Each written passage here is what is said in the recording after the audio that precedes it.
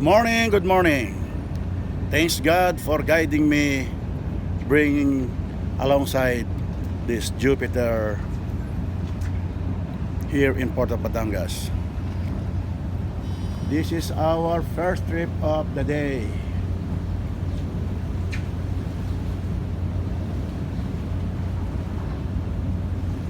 Now, yun. Bridge finish unloading.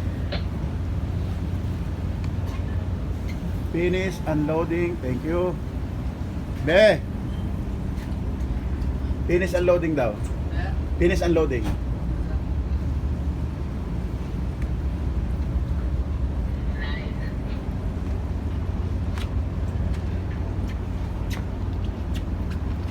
Yan po. Hindi naman po kaluwagan at hindi rin kasigipan ang pinasok nating space para may alongside natin ang maayos itong ating sinasakyang barko ngayong araw na ito. Salamat po Panginoon sa magandang weather, safe seas and fair wind.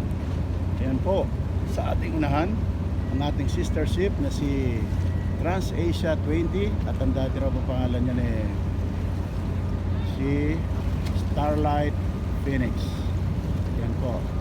Yung pong barkong ito ay may biyaheng Katiklan. Sa mga nais pong mamasyal ng Katiklan at gusto nyo sumakay ng Starlight Ferries, this is one of the best vessel in Starlight Shipping. May recommend ko po sa inyo ang Trans-Asia 20. Ayan po.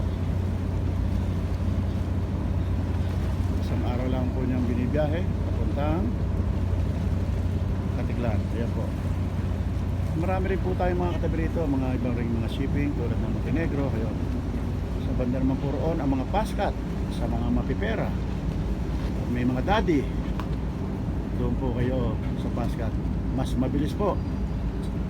Ang Batangas to Calapan po 1 hour and 20 minutes lang. Para po sa mga mapipera at may mga daddy, yan po nirecommend ako sa inyo. Yan po.